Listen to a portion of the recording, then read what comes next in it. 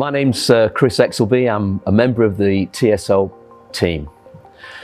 TSL, we've been manufacturing horizontal power distribution equipment for more than 25 years. And in that time, we've shipped tens of thousands of units to some of the most demanding applications around the world. From remote transmission towers, broadcast facilities, oil rigs, nightclubs, anywhere where reliability, remote operation and monitoring is required.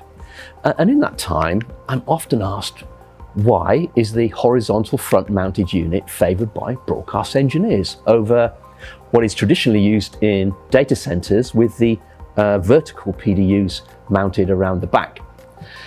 And the answer is that in any broadcast rack, there'll be a number of equipment types, each one playing a unique role in the broadcast chain. And if a unit goes down, it's imperative for the engineering team to locate, isolate, and patch in a replacement piece of equipment quickly and efficiently.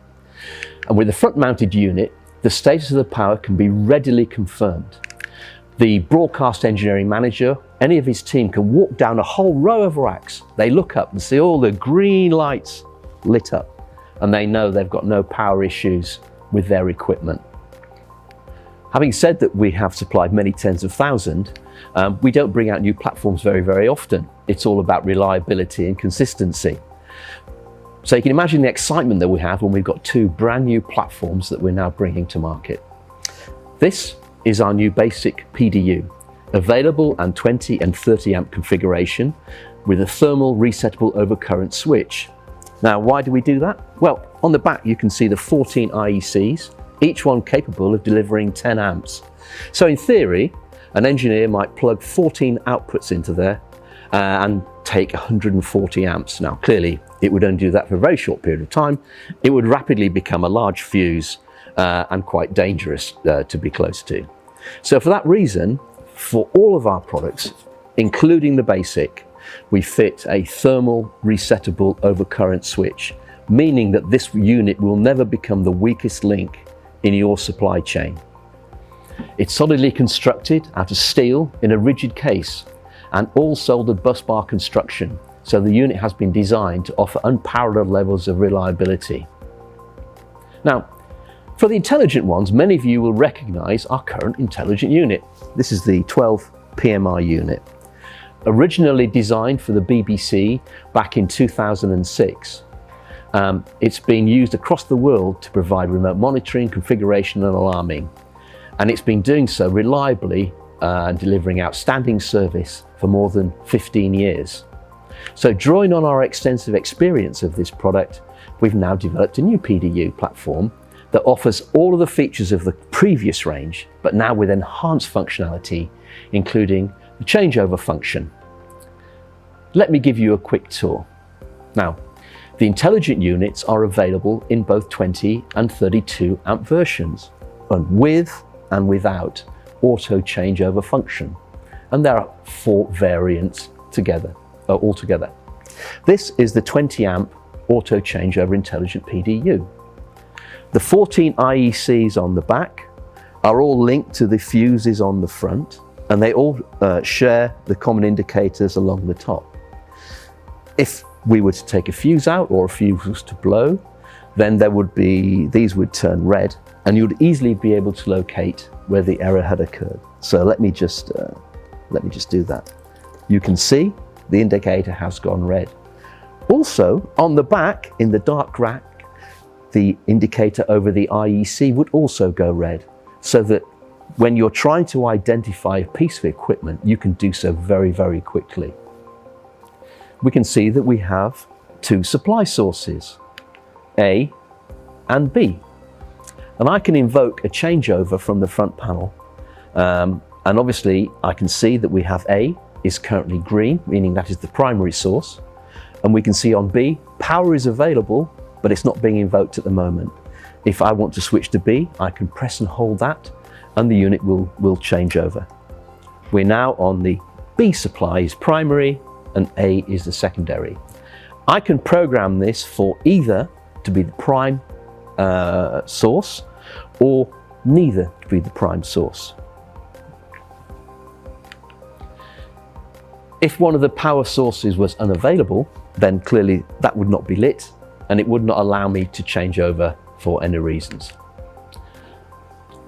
We can also manually power off the unit by pressing and holding this button for more than 5 seconds.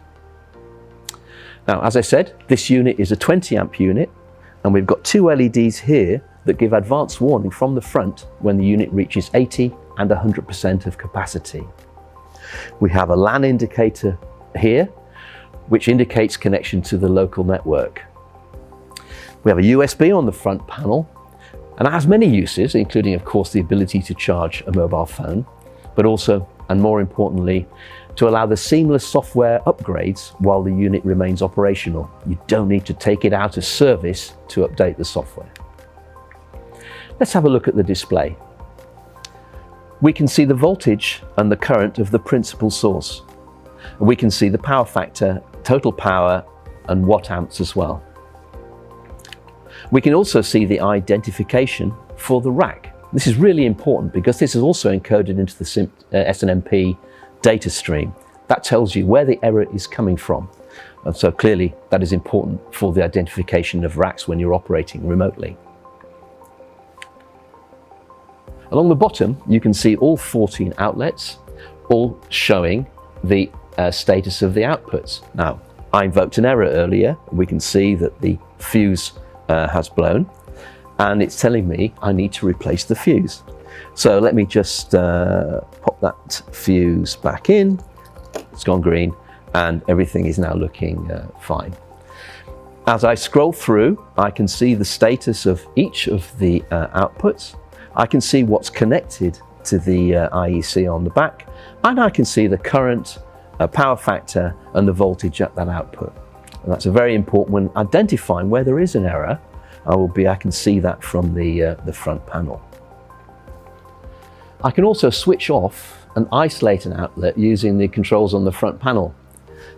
And you can see when the light goes out that I will have done so. So off, set. I have now switched off outlet number 1 because the equipment there has just blown a fuse. You can see that the indicator light has gone out. What's important here is that we're actually switching the positive leg of the supply. So the equipment has now been isolated and it can be worked on safely.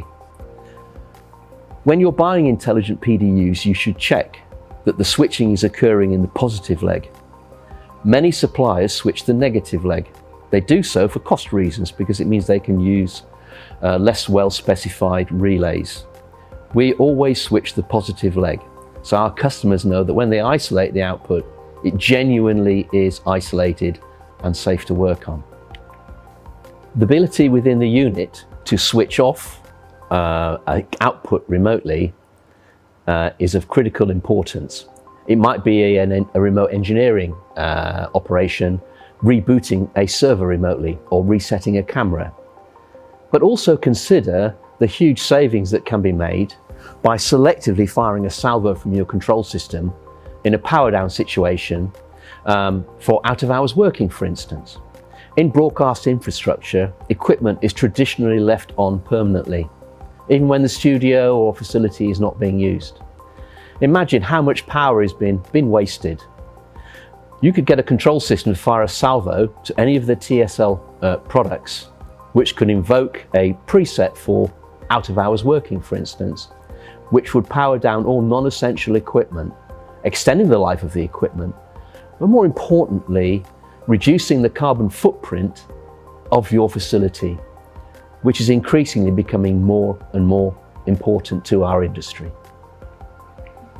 I can also see the internal and external temperature and humidity coming from the industry one-wire sensors that can be attached to the unit. Now, this unit also provides alarms for under and over input voltage, over input current, an alarm for fuse blown, under and over current consumption by outlet, over temperature. Also, we can program different startup settings. So in case of catastrophic equipment or power outage rather, we can have all one, or sequential start, or delayed start. I think all of you understand the importance of a managed startup when powering up a facility to balance the overall load to cope with the massive inrush currents that can occur at switch on. Now, the under and over current alarm for each output can play a really important role in the early warning of possible equipment failure. For instance, if your server normally is taking 5 amps, suddenly consumes 9, then it's quite possible that the power supply is starting to fail. Alternatively, if the current drops to 100 milliamps, then it's the likely cause of a blue screen you can see in your master control room. This alarm can be used to rapidly identify and fix critical issues in the broadcast signal chain. Now, through this demonstration, I've been using the front panel to demonstrate some of the features of the product. But clearly, that would not be the most efficient way to manage many hundreds of units. However, all this information is visible and programmable by a secure web page, offering the ability to remotely configure, manage and monitor the whole system, plus a whole array of diagnostic information that will help the broadcast engineering team identify and resolve any power-related issues. And using the SNMP alarms information, which they can be fed to any DSIM solution, including TSL's only Insight product. In summary, whether it's a single unit powering a remotely managed IT rack in an office, hospital, or an enterprise-wide broadcast network, TSL's intelligent power products deliver exceptional efficiency savings by offering the engineering team the opportunity to remotely configure, manage, and monitor their infrastructure.